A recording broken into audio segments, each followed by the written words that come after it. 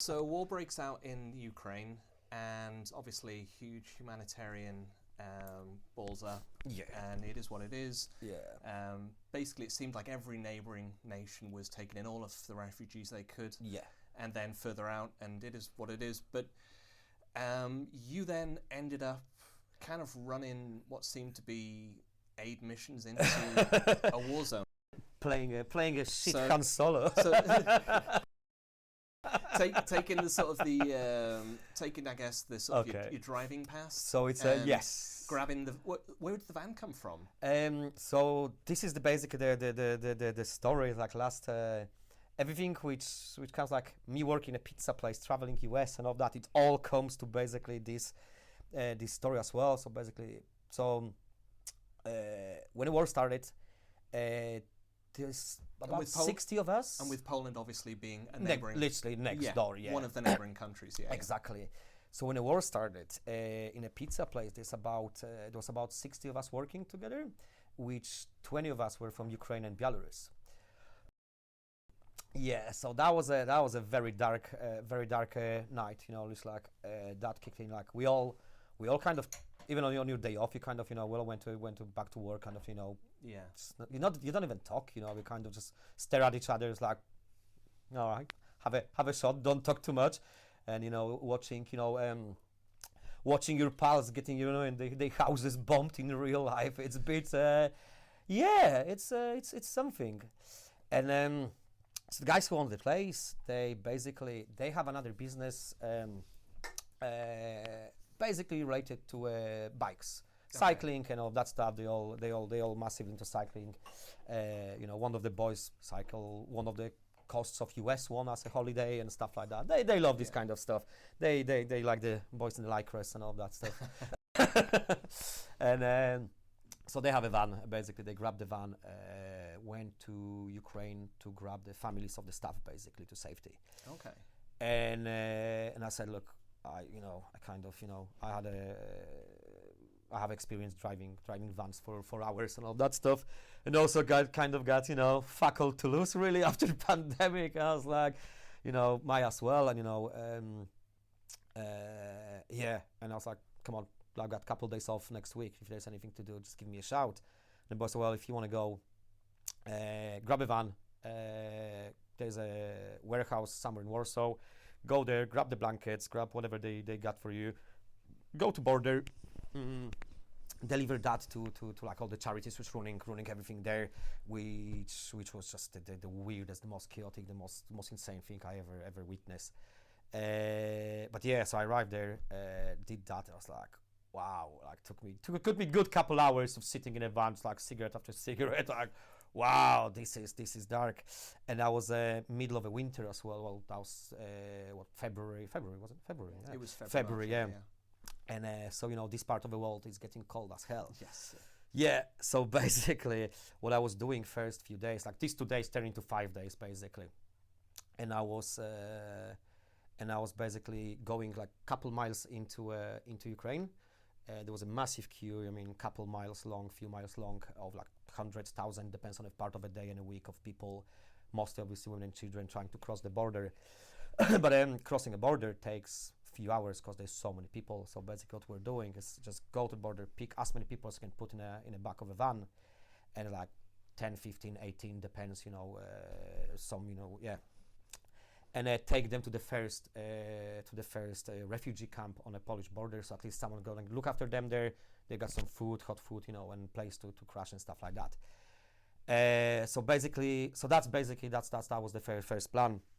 And I've messaged, and that's where Leeds comes to the rescue.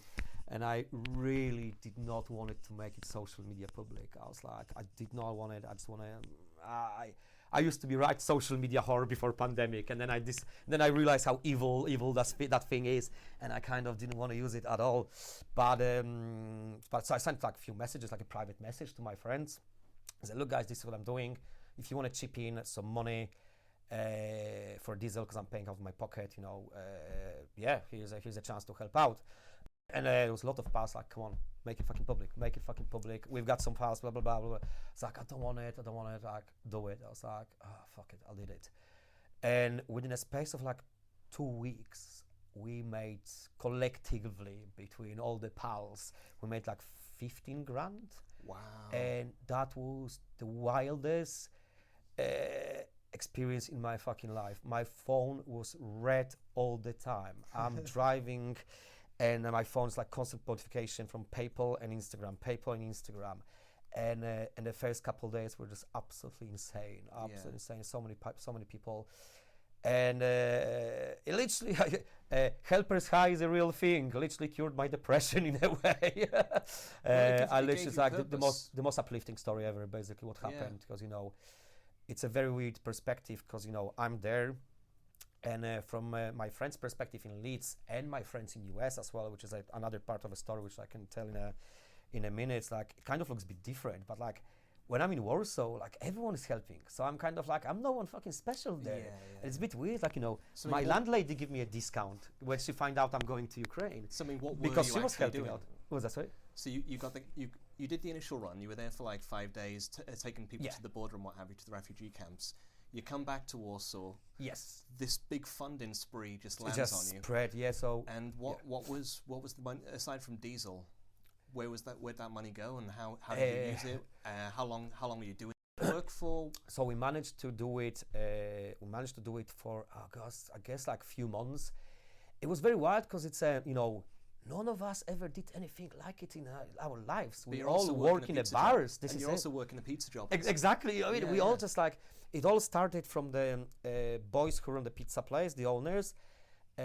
Owner of another venue in Warsaw called Plan B, and there was there was another place called Rakieta. There was another owner. They kind of started doing that, doing some crowdfunding, because they all have a lot of staff working on the venues from Ukraine, Belarus, and they also fucking decent people. You know what I mean? So they start doing that, and I just kind of jump on board because I had experience with driving and all of that. And so that kind of turned into like few months adventure. Adventure is not exactly the best word really, but it's funny to talk about it when you don't want to, it's a weird one. Yeah. Anyway. Yeah. It's been so we started doing that. And it's like none of us had any experience. We kind of didn't know what we exactly doing, how to do it. But boys, after the first couple of runs, managed to get some contacts there. So we had a little warehouse somewhere where we can store the things we delivering. So what were you delivering? Depends what we could get. We basically decided that if we're gonna splash all this money quickly on something like, I don't know, let's say tourniquets or whatever, or first aid things, whatever, something, it doesn't matter, you know what I mean, or sleeping bags, whatever. Yeah. This money gonna go really, really short. But then there was a lot of other people which are organizing actual things, and we could organize shifting that. So the money was going to diesel. We managed to pay for a truck of clothes and equipment and all that from Scotland, actually. Oh, wow. I was one of the boys who was at the border. It was very weird how the networking was working there. It's like the charity networking on the border was insane. We worked I did job with someone from Canada, from US, from Spain, from Italy, from all over the world. But yeah, guys met someone on the border. Said, I live in Scotland, and I'm just trying to organize some more deliveries, like things we can organize. So we contacted him. Said, well, look, we can cover the diesel. You bring the stuff, and we kind of doing things like that. Yeah, so it's kind of like we could buy clothes or things, whatever. Like an agent, but that we would do else, it for like a week or two, and that's it. Money gone, whatever. So it's that with the money we've got, it's too much to just waste it, go on one go. But if we do it smart, we can deliver things for other people, so the money goes longer. It's a longer term, different kind of help. Yeah. So my friend is she works as a babysitter for this couple from Belgium, living in Warsaw, and they're both doctors. So they organize medical equipment, like the actual surgical equipment, for the for your broken limbs and shit like that. So she organized that. We organized the van with the money for diesel, then some extra, did some food shopping for, some kind of refugee camp or something. And we just packed the van, go wherever we could, had a place to stay, had a warehouse to store the things, and we just keep taking turns. I was going 1 week, I had a couple of stuff, then someone else was going the other week, just keep taking turns. And it's... what was the American connection? It's basically kind of like, you're meeting people and you just start talking like, all right, what do you make? It's like also, my thing was well, because like, after years of living in UK, with me speaking English better than Polish sometimes, you know what I mean? So I was I was always happy to talk with anyone foreign on a border, and that's how I end up, there was this guy from Canada, which my friends somehow know him. I don't know, whatever, like, but you meet someone like, and he used to be a sniper in Afghanistan and shit like that. And he's got some horrible story when it comes to like wars and all that.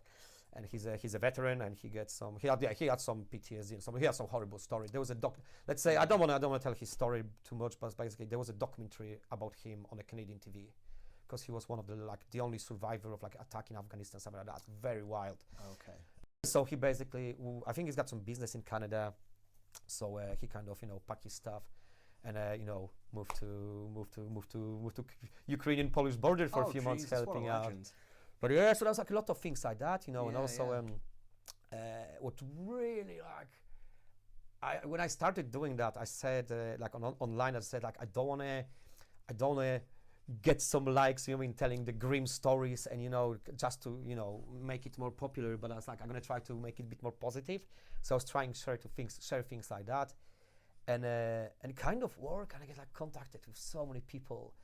And my friend from Austin, from Texas, Justin, starts sharing my Instagram story as well. And so there was so many people like contacting me, like no mutual friends whatsoever. Like, man, I'm from fucking whatever, Minnesota. I don't know, whatever. Oh God, where was there was definitely someone from Portland, Oregon, or like places, like wild places. My friend from lives in Korea, someone from Australia, and like people like start sharing that, like random strange people just messaging me on Instagram, like, man, I've seen your story, I'm sending you money, I'm a tattooist in Portland, I'm selling merch to you, do this and that. Well, it was like, and then was the situation transcended the politics. It was like it was a thing, but then it was the humanitarian aspect that everyone saw. It was insane. It was absolutely beautiful. Like I kind of, it was straight after pandemic. It was straight after my like absolutely horrendous depression I went through during pandemic. I was like having like fully shit and suicidal and all of that stuff. And then so when I start doing that, and I kind of start posting on Instagram like friends in Leeds who help out, everyone amount of people who are getting in touch, getting involved. I was like, you got this like feeling of community in that shit. And it was absolutely the most like insane experience to watch how humans can get together when the shit hits the fan. It's shame we're not getting together when the shit is not hitting the fan, to be honest. It's shame it takes, it takes the genocide and to people go like, oh, right, we might should do something, but it was, they were like, Emily in Salabar organized the bingo night. I saw that, Exactly, someone in, oh my God, Fiona, who runs some shows in a pub when I used to work sometimes during pandemic. Again, I forgot the name. Dave Nelson used to run it. God. See, that's alcohol, drugs, memory. Anyway, she organized the show there, so I, get some like local bands to play. So there were like so many friends in Leeds, and like people from like from the tattoo world, from the bars, from the hospitality, like get in touch and organize all kind of help. It was absolutely insane. Santiago's, I think, organized something. No, I think Santiago didn't work out at the end. I think Jess was trying to organize something. It was absolutely crazy. I believe Jess Better is better than the rest. Yes, I believe that's what I've heard. Yeah. What's it called? Claire from Black Crown, Jonty's wife, Claire, tattooist. Oh, she ended up selling badges with her design for that. So that was like it was absolutely insane to watch people get involved, like especially then you can kind of sit on your ass, do nothing, and people get like, oh shit, I'll help out. And that was like very wild experience as well, because I hated using social media, as I mentioned. But I kind of realized every time I post a photo of my fucking face in Ukraine, someone sends fucking $20 or $20 or 20 yen or whatever different currency. I was like, shit. so basically that's what happened. Well, kind of, it's been a ride. Yeah, it's a fantastic story. Then. Yeah, kind of it's wild because like from In 2022, I went the further east and the further west I ever been in my life, from Kiev to Los Angeles in a space of like 9 months. Parade of graft